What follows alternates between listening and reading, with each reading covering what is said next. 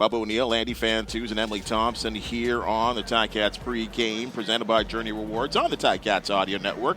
And ready to offer his pregame salutations is former Tiger-Cats coach and in-game analyst John Saluations. Coach, always glad and always happy that you've joined us. Hey, Bubba, it's good to talk to you again. John, over the last couple of decades, road trips to Regina have always been tough for this Ticat team. But have you ever seen anything like what's happened to the Tiger-Cats and the Stampeders in Calgary?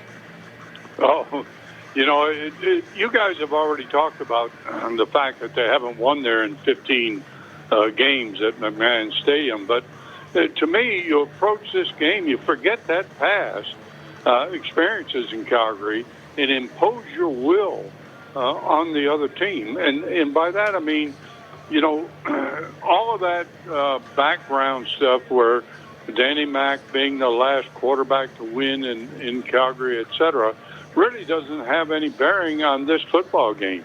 This is time for the Hamilton Tiger-Cats to get on their horse and get the job done. You talk about Danny Mac in 2004. I know you don't want to dwell on it, but that team only allowed 10 sacks in 18 games. What was it about that team that is similar to this Calgary team, who's only allowed 13 sacks so far after 15 games? Well, the fact that Calgary's number one in sacks by themselves with 44 on their side, and have only given up 13 in those 15 games, as you say, that bodes well for what you look at Calgary's way of doing business. They always have good offensive linemen. They always have good defensive linemen, and that's a key to any ball game, in my opinion. So the fact that last week RD went off with 7 sacks doesn't mean a whole lot in this particular ball game.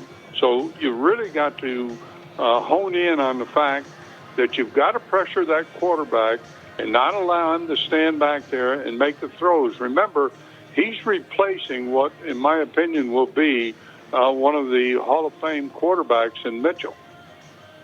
Coach Sal, the offensive line played well last Friday, and we had a great running game with West Hills. What do you hope the Ticats did in practice to build off of that momentum, especially when it comes to play calling? Well, you've really got to press your will, as I said, on that defense. This is a good defense for Calgary, but you can't get away from the fact that you've got to be able to run the football. That balance is what won that ball game for Hamilton last time against Saskatchewan. So you can't get away from it. You've got to, even though you might get stopped 2 or 3 times, when it's late in the ball game, if you have not run the football effectively at all during the early parts of the game, then you're not going to be able to run the ball late in the ball game. So you really have to go out, as I say, and impose your will on that defense and fire off that football. Let your offensive linemen lead the way in this ball game. What do you think it is about this offensive line that is finally clicking? I know we were hit with the injury bug earlier in the season, but do you think having these guys from Edmonton into this rotation is really what's helping us? Are you speaking about the offensive line or the defensive line? The offensive line. Well, the offensive line, of course, took forever to get the group together that they have now. And as long as they stay together, they're going to get better as they play. And, of course, Beard coming over and Kelly coming over, et cetera, were major helps in that program. So I really think that the O-line deserves some credit for what they're doing, but they're going to face a very, very tough defensive line. Lemon and Rose, for example, Lemon being the defensive end and Rose the tackle, they've combined for 19 sacks already for Calgary, so it's going to be a challenge. Coach, I know you were feeling the loss of Lawrence Woods when he was out, and he came back last week. And, he's a guy who's had at least one 10-plus yard punt return every single game when he's been playing in 11 games this season. And last game was no different.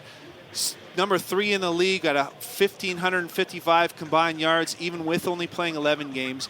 How important is the special teams battle going to be tonight, and the average starting yard line where they start the drives? Well, you're right, Andy. You know, Woodson is going to make a huge difference, I think. This time of year, it's so good to get your injured players back. You hope they're not rusty, and you hope that they're going to be able to contribute, because special teams for Calgary have always been very, very good. You know, they've already got one blocked punt this year. They've got one blocked field goal try. They've got a missed field goal try that's run back for a TD. So special teams is going to play a big role. But remember this, a lot of special teams play depends upon your Canadian content, who are your real gunners going down the field and making those tackles.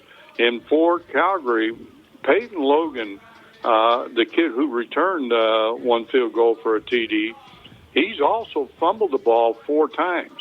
So really, I like the idea that if we can get on to that special teams and use our ability to cover, I think we can hold them down in special teams. Coach, I know one of your concerns was the blocked punt that happened last game. How would you want that addressed in practice to make sure that doesn't happen again, especially when Calgary's special teams is very, very strong? Well, you know, both of the blocked punts against Hamilton came off the left side. Both of them were by a fact that the Ticats didn't do their job properly in identifying who was coming on the block. It was not the snap. It was not the punter. It was the blocking up front. So I think they probably have spent some time this week looking at that, making sure. But remember this, that this is a copycat league. And so Calgary is going to go after that punt. I would suspect the first time we punt from our end, deep in our end of the field, you're going to see them go for the block. You know, Coach, you look at that prior matchup, and I know we're going back months now. They were so successful, that Ticat offense, you know, being vertical, getting the ball downfield. Dane was unbelievable, especially in that first half. And you fast forward to this, coming off of just a week ago, and the ground game dominated.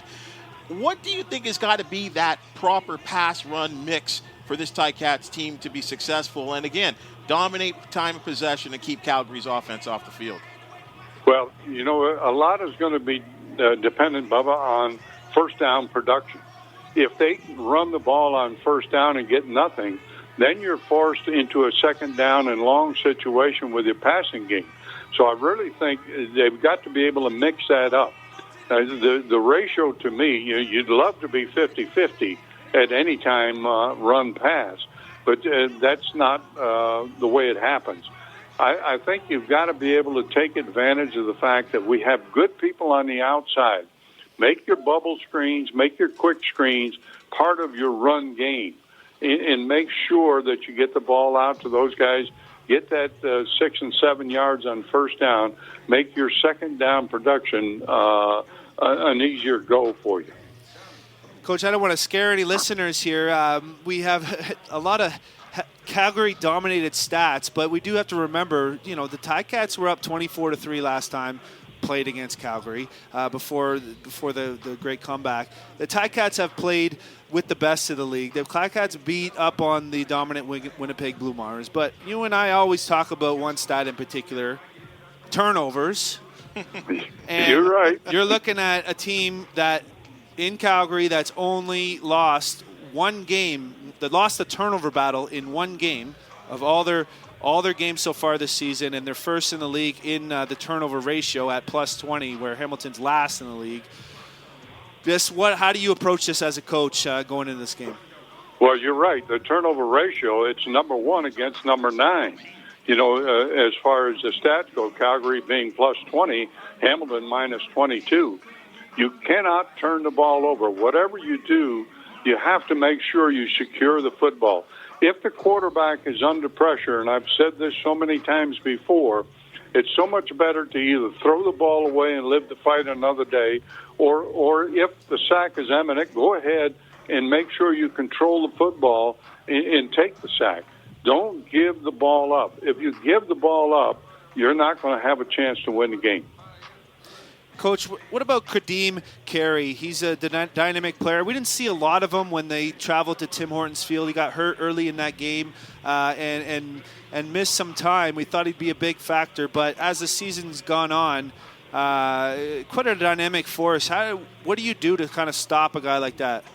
Well, you got to slow him down. You can't really stop him entirely. He's one of the best backs in the league. He leads the league in rushing. So you've got to really slow him down and kind of take away. It's going to hurt that Micah Johnson's not in this ball game, because he and Laurent in the middle, along with the other guys, have really done a great job of containing the run game. And that'll be a real key, I think, in this ball game tonight. If they can hold Calgary's run game down and force them to throw the ball all the time. Coach, I've seen this sign being passed around by a lot of Ticat fans at McMahon Stadium called "Crush the Crossover." What are your feelings on the crossover? I hate the crossover, but at the same time, we're in a position now where we have to win this football game. We can't be eliminated. But we have to win this football game to keep Saskatchewan from getting into the playoff picture. You know, and one of the real interesting things about the crossover is the crossover team has never made it, I don't believe, all the way to the Grey Cup. It's never happened. They've gotten to the Eastern Final, but it's never really happened, which is amazing to me. So at least we have your feelings officially charted down. But the crossover. Hate's a strong word, Coach. We talked about that magic number of Hamilton being 3 right now, where that's a combination of Hamilton wins and Saskatchewan losses. Well, like you said, if Hamilton loses this game, then the magic number for Saskatchewan is 2, and that is of Saskatchewan wins and Hamilton losses. So it's a quite different scenario after this loss. You're not eliminated, like you said, but you definitely don't control your destiny, and you even if you win out, you might still not make it at that point. What'd you major in at Western, math? I'm probably confusing everybody, aren't I? No, you got the idea. The whole thing is correct. The idea is that you've got to win football games, and that's you know, I'm watching a little bit of TV here, and the Ottawa Red Blacks are not going to be the patsy everybody thought they were going to be in the beginning of the year. So you don't look forward to those games. You look at Calgary and you force Calgary to be, and Calgary wants to win this game badly because they want home field advantage. Exactly. You beat up on Calgary this game so that they have to beat Saskatchewan to get home field. And you kind of deflate the energy of Saskatchewan, who's watching this game thinking, oh, geez, now we got to win out and hope Hamilton loses. So a lot going on this game. It's going to be a big matchup. It's scary, you and I thinking alike on this thing, but that's exactly the way I approach it. Make Calgary be the dominant team and take Saskatchewan out of it as a helper. Well, as the caretaker of the Hamilton Tiger-Cats has told me so many times, the CFL soap opera continues. Boy, Coach Sal, always great to have your expertise, opinions, always on point, and appreciate it. Thanks for checking in. Yeah, well, I'm more than happy to be with you guys. We'll talk to you soon. Thanks, Pig. Enjoy the game.